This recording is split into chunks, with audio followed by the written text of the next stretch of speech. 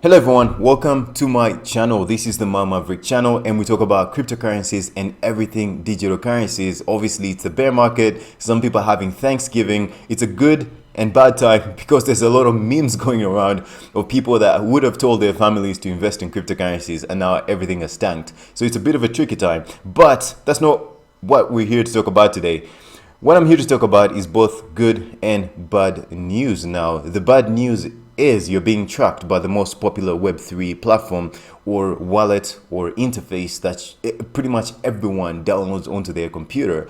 And the other good news is that there's some companies that are trying to issue out a fund to help those companies that could be almost that are failing to develop products because they lack that liquidity, and they're issuing out this fund. So whether you like the company or not, at least they're doing something positive amidst all the bad news. So guys, if you like this kind of content, please don't forget to hit that like and subscribe button because it does a lot for the growth of this channel and my self-esteem as well.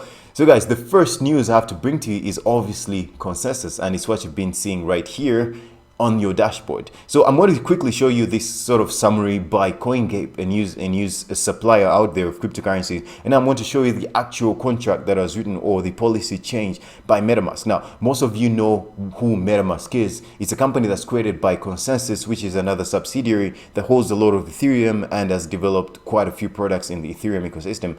So MetaMask users unhappy over Consensus privacy policy update, guys.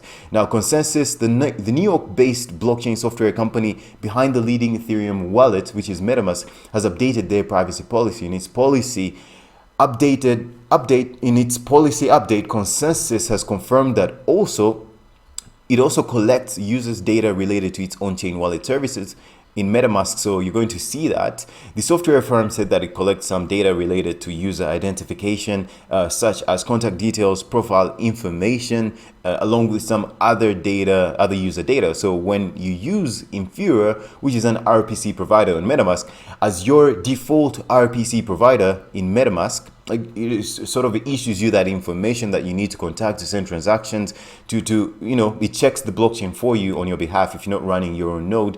So if you're using that in your MetaMask, Infura will collect your IP address and your Ethereum wallet address when you send a transaction. Consensus also said, guys, this is in the privacy policy. So the revelation comes days after decentralized crypto exchange Uniswap made a similar update to its privacy policy, guys. Uniswap, one of the biggest decentralized exchanges out there, is doing something similar. So this was a tweet. MetaMask wallet belongs to Consensus. Consensus said, I think Consensus, they said they keep IP and Ethereum addresses of all users. Where is decentralization? Are they different from any Web2 application? Guys, first of all, this is extremely unfortunate because a lot of people use MetaMask as a gateway into the Web3 sort of decentralized ecosystem. But you also know that Ethereum is a proof of stake network now with most of its power in the United States, at least over 40%. And now you have these organizations, you have all these blocks. I think over 70% of all the Ethereum blocks now have to be compliant. Is it called OFC, something like that, some organization in the United States? Your blocks have to be, the transactions have to be compliant, which means these guys can actually censor transactions just like you saw with Tornado Cash.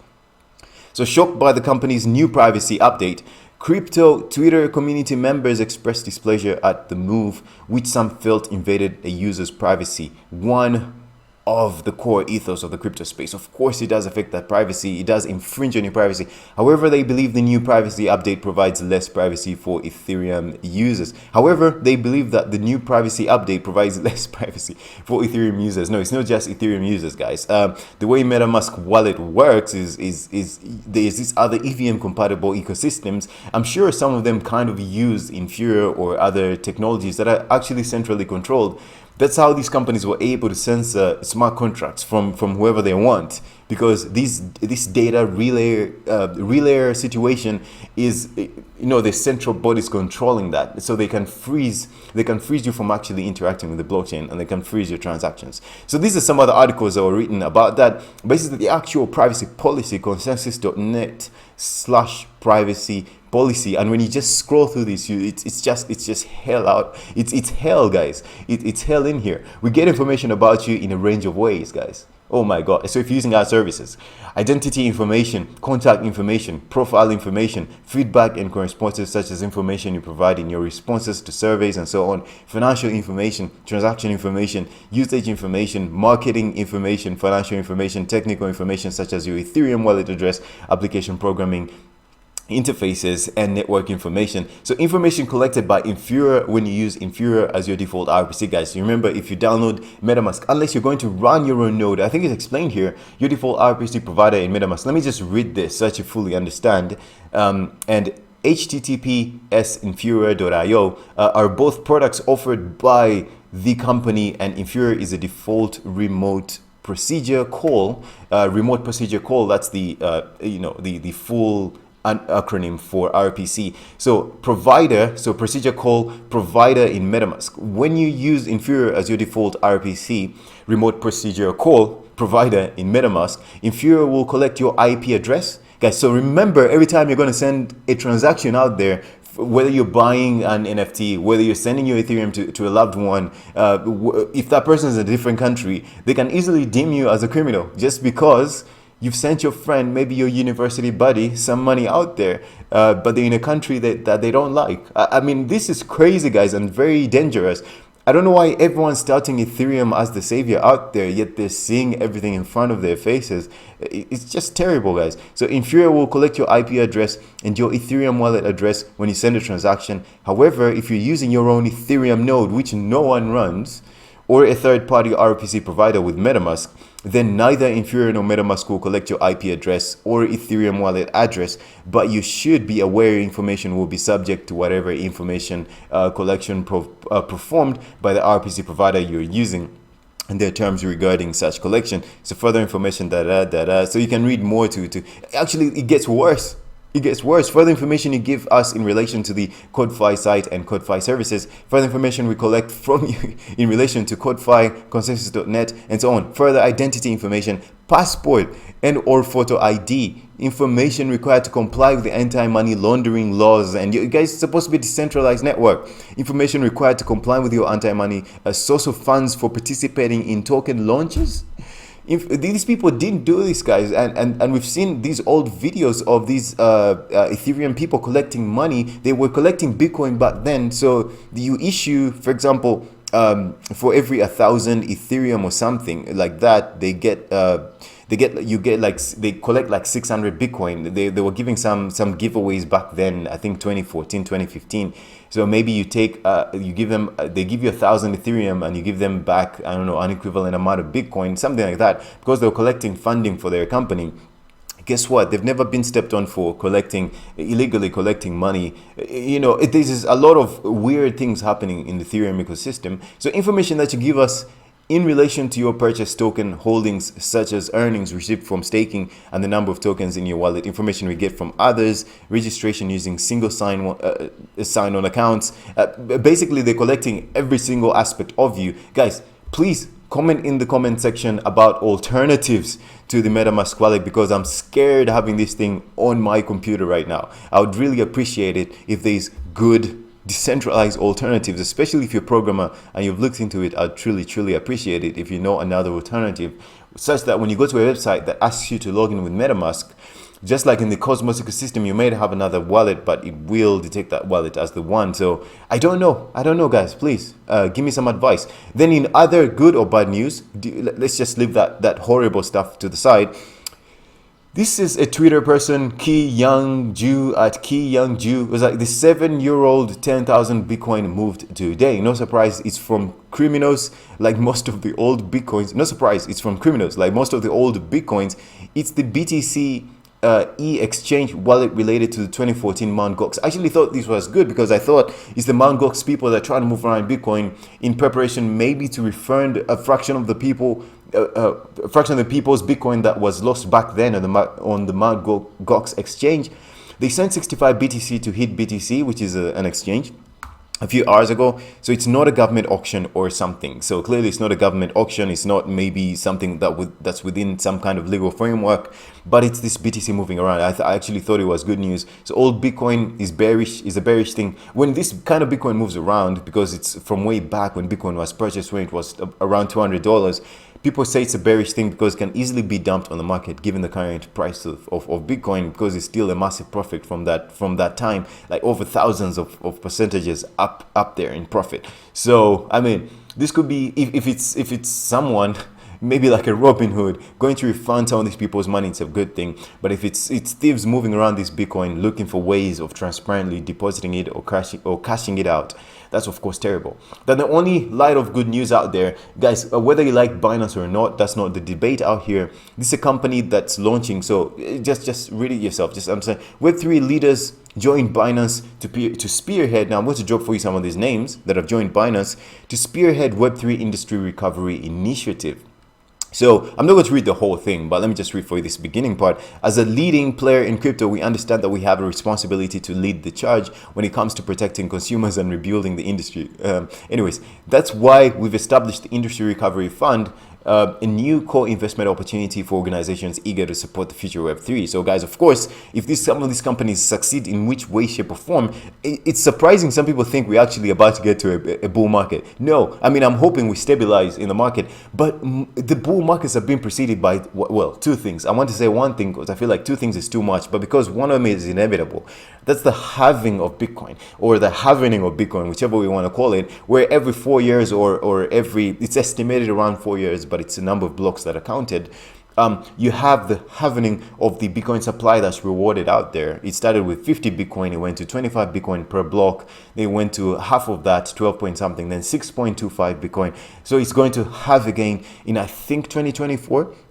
That's one event. The other event that leads to a crypto bull run is some kind of innovation in some way, shape, or form. And we see the previous one in 2017 was preceded by the Ethereum ERC20 standards and usage of smart contracts. This previous bull run that was pretty much filled with pyramid schemes, but there was still a use case of how NFTs can be moved around, though everything is purely centrally controlled by a few companies like OpenSea. They can shut down your NFTs whenever they want. And also a use case in DeFi as well. So it's just another use case of smart contracts. So it's just a spin on smart contracts, but there was not really an innovation. Maybe liquidity, decentralized exchanges, being able to swap one token for another. That was a pretty nice use case that was developed by Uniswap that spread over to other platforms or DEXs.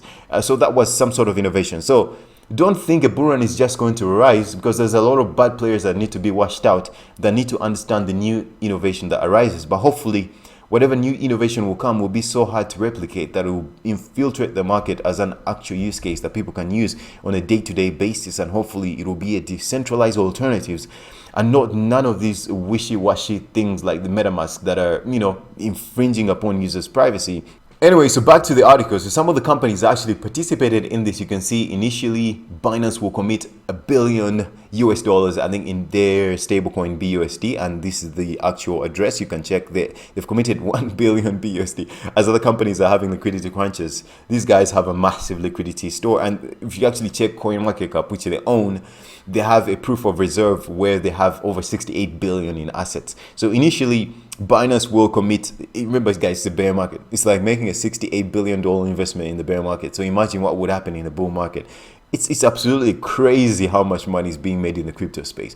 So initially, Binance will commit USD 1 billion to the IRI themed investment opportunities with an intent to ramp up the amount of USD 2 billion in the near future if the need arises. So far, we have Jump Crypto, Polygon Ventures, Aptos Labs, and Imoca Brands. So those are NFT guys developing in the Web3 space. GSR, Kronos, and Brooker Group have also committed to participate with an initial aggregated commitment of around $50 million, and we expect more participants. Now, there's a little section right over here. We've already received around 150 applications from companies seeking support under the IRL. So each co-investor within the IRI right, will have the opportunity to review the potential deals and decide for themselves whether they wish to participate. We expect some deals will be invested in unilaterally, and others will be co-investments with all or some of the IRI participants. So, I mean, that is the news out there. I'm not going to expand upon that. I think it's a good thing, you know, in light of what has happened with other exchanges that are holding reserves. There's another exchange I think, based in Japan. I think it's called Hodonot. These guys, if they're being investigated, over 60-something% of the users' funds are missing, and you know they've also halted withdrawals. I don't know if Genesis also halted withdrawals or something. An institutional provider. That's something we need to watch out for. FTX, Sam Bankman-Fried, those guys are being touted as heroes by the mainstream media. What a shame, guys. It's such a shame. They're calling him philanthropic. They're calling him an entrepreneur. They're calling him gingerly. They're saying that he was supposed to save the world, but his wealth disappeared. This is a person that took people's money, went and bought a bunch of real estate in the Bahamas, went and misused that money. It's crazy, and the mainstream media is portraying him as a hero. I think this is quite dangerous for the person. I think the mainstream media needs to stop doing this. I think they need to let these things settle out, or they need to report the accurate news. Let them just look at the Twitter out there, his posts, other people's posts, how the whole thing started, so they can report at least objective news about what's existing. So in light of all these exchanges, guys, that have collapsed, it's good to see that a leader out there in some way, shape or form is doing this. Maybe others will learn from this, and they provide their own funds to help some of the small companies out there that are trying to survive the bear market. They have good products, but they just don't have the liquidity to survive the bear market. All right, guys, I hope you do more research into this. Don't forget to like and subscribe, because it really helps the growth of this channel. And if you watch the whole thing, I commend you, and I'm thankful for that. So guys, hope to see you on the next one. Take care. Bye-bye.